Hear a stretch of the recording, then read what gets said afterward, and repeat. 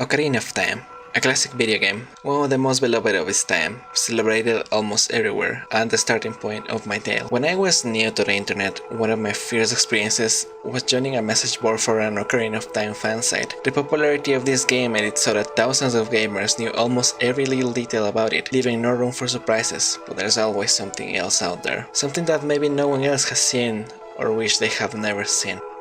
I was 13 years old, alone, playing Ocarina of Time in my living room. I had beaten it, caught all the Skulltulas, but I was missing a heart piece. I didn't mind, I preferred killing skeletons while riding Epona. But while I was having my juvenile fun, I saw it. In the middle of Hyrule Field, it was standing there, an NPC I had never seen before, in mobile. It surprised me. No one was supposed to be there except the postman, but it wasn't him.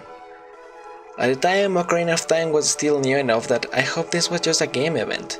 I didn't complete it to 100%, so could this be something new? Something that the majority hadn't experienced it yet? It was still there, floating, so I had to investigate. I was so excited while I was approaching this NPC. When I was close enough, I noticed it was a girl, with red long hair and a white dress. Her feet were together, floating off the ground, and her arms were stretched to her side. It reminded me of the crucifixion, and my young mind was even more surprised when in closer inspection I noticed that the girl had no face. There was a polygonal nose, but no textures on her face. In fact, I noticed her dress was untextured, not white, and the polygons on the back of her legs were missing. I could see through them. She looked incomplete. Link and all my items clipped to her. Any attempt to interact with her was fruitless. I thought I discovered a bit of better information the game had loaded up involuntarily. The message boards had made me a fan of digging up unreleased game information, so this started to make sense to me. An unfinished NPC. Not a big deal. I just kept my way, exiting and eventually re-entering Hyrule Field, but the girl was no longer there. I kept thinking about what I would post on the fansite board and the attention I would get. Inside the game, the sun rose, so I rode off to find adventure. But the game started to behave differently. Nintendo 64 games had almost no loading, but suddenly the game was getting hung up in transitions between areas, more than usual. Not only that, the music started to take time to load after transitioning into a different area. There was a brief period of silence before the music kicked in, and sometimes the game loaded incorrect music. Hyrule Field and Hyrule Fortress being the most frequent to play, and there was no music inside houses or shops. I decided to check Kokiri Village, intrigued by what incorrect music would play. It was here where everything changed dramatically. There was no music playing, no ambient sounds, and everything looked static. All the Kokiri were stuck in the same pose as that strange NPC. I was incapable of interacting or speaking with them, and although they were in the correct positions, they were facing in different directions. Some of them stared at walls, and some even clipped one of their arms to the sides of the buildings. It took me time, but I realized that they were all facing the same location, and I was shocked when I discovered that the mystery NPC was back. She was the center of attention of all the Kokiri, hovering in front of Link's house. Something was different about her. Navi started hovering around her, so the game registered her as a real NPC, but the moment I got near her, Link took damage and was knocked backwards. I decided to try C targeting to talk to her. In that moment, the frame rate dropped horribly, and the sound effects went choppy, like when you try to pull the game off the console while it's still on. The game played a combination of sound effects at different pitches. I recognized some as the voice of Princess Zelda, and suddenly a dialog box opened. He's not moving anymore. Eh? What? Are you sad? Happy? I really can't tell. Looks like you're coming around. That's an unpleasant mask. Goodbye. Closing the dialog box provoked a high-pitched sound effect to play, and the guild's model began to shake.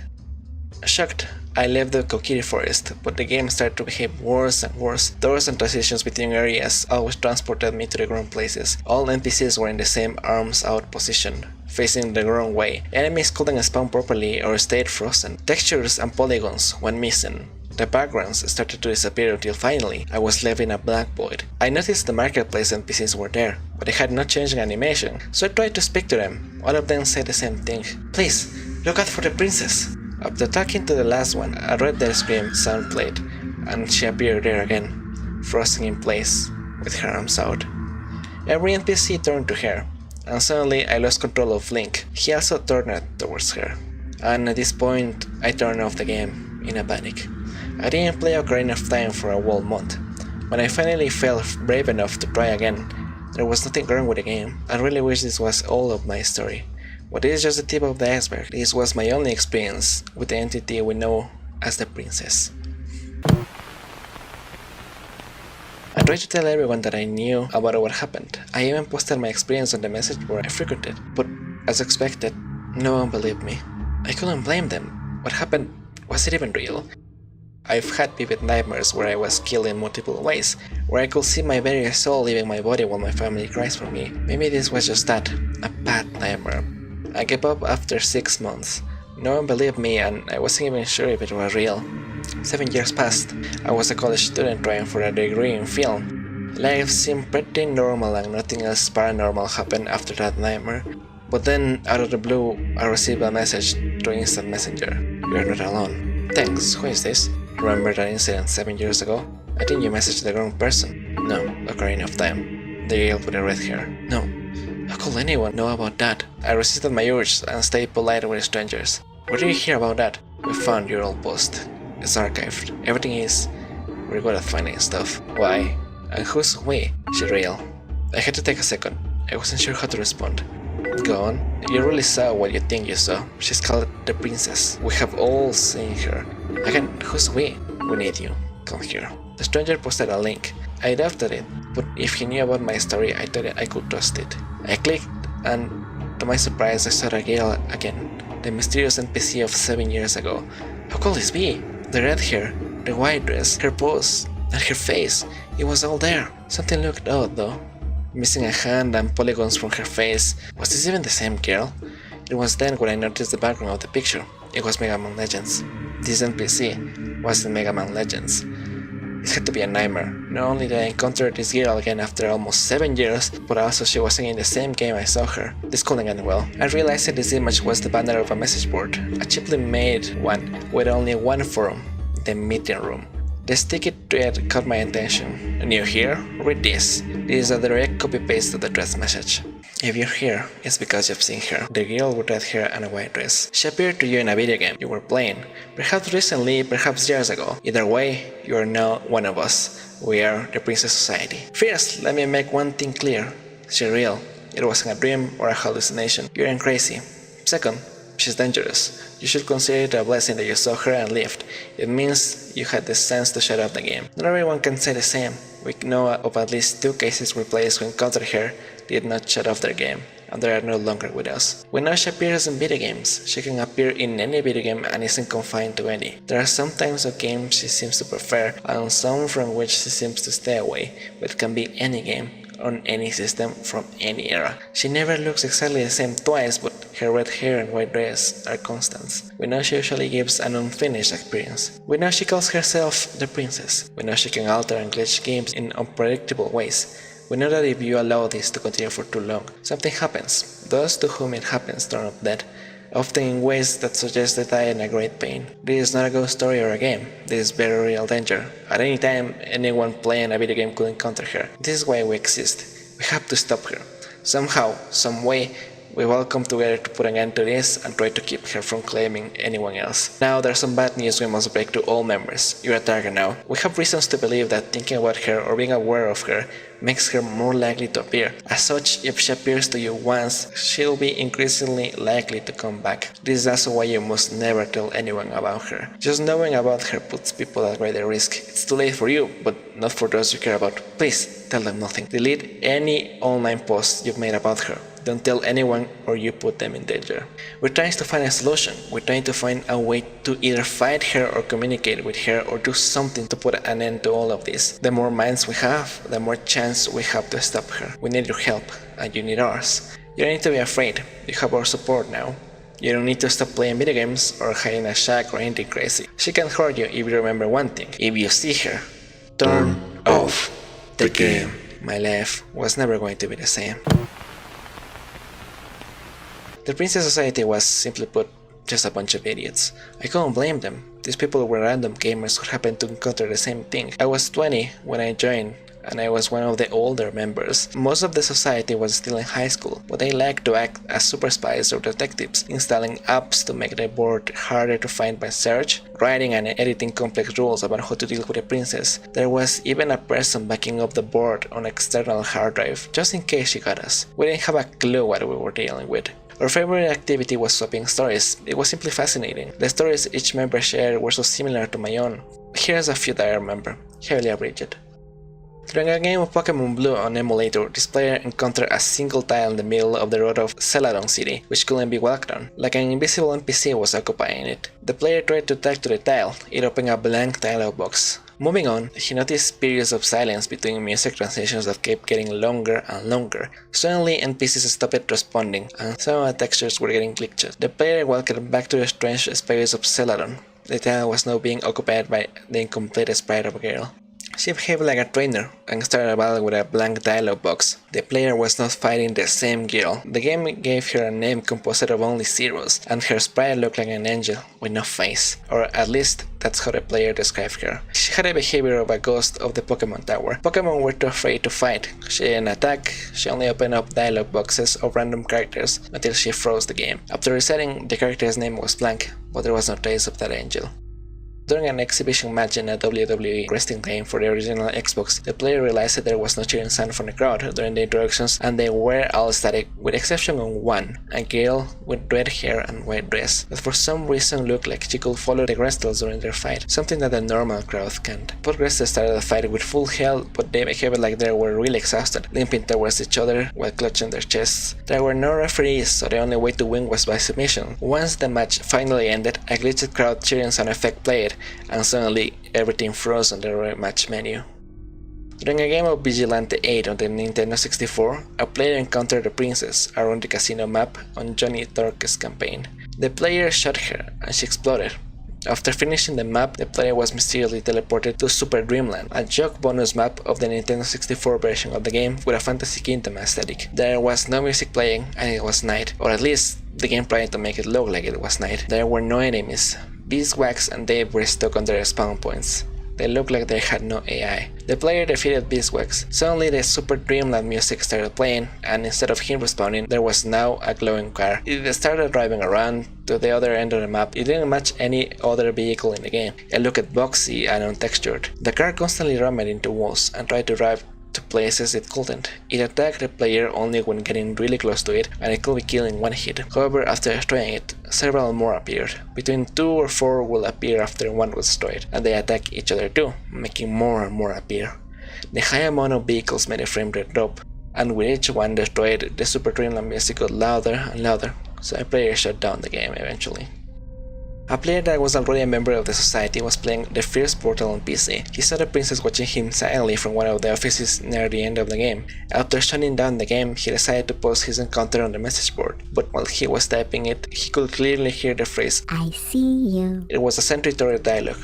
In a panic, the player shut off his computer because maybe quitting the game wasn't enough. Most of these stories end the same way, with the game being unplayable and the player shutting the game off. Very few ended dramatically like mine, but it was later when I realized it. My story was unique in an important way. Through the trading of stories, we worked out some rules regarding the princess. Initially, these were just constants we noticed between our stories. These were the best and worst parts of the society. They were the best because they gave solid advice for dealing with the princess and staying safe from her, but at the same time, they were the worst because they made us feel safe. Too safe. We thought the princess was obligated to obey them when we got them, but after the rewrites, it was obvious we just knew the surface of her capabilities. The following are the rules in the latest version, fixed and with an explanation. Rule 1. If you see her, turn off the game. She has no power after turning the game off. The game will be safe after that. If you are on console, you must power it down. In a PC game, quitting the application should be enough, but it varies by program, so just to be sure, shut the computer off for a second. Rule 2. She has preferences, but almost no limits to the video game she can appear in. She only appears in video games. Rule 3. The princess comes for those who look for her. you think about her while playing a game, she is very likely to appear.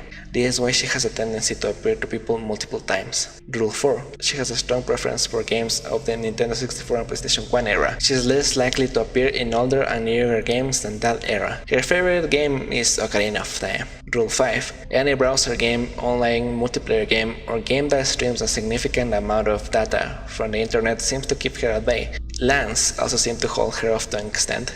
Rule 6. Having company doesn't protect you. She can appear even if you are alone. Rule 7. The princess doesn't directly appear the moment she enters the game. There's signs she's entered a game, like increased load times, music and sound distortions, graphical glitches, AI glitches, and removal of text. Rule 8. The princess seems to be able to see you, the player, while she is in your game. She appears to react directly to things players say or do. Be careful to say the wrong thing. If you try to establish communication, keep it simple and innocent. Otherwise, we don't know what could happen. Rule 9. She can, if provoked, kill players. She does it rarely, but always keep it in mind. We don't know how or why she does it. It doesn't appear to be related to the amount of time one spends playing. It doesn't appear to be related to the type of person you are. We assume it occurs when the princess wishes it. Rule 10.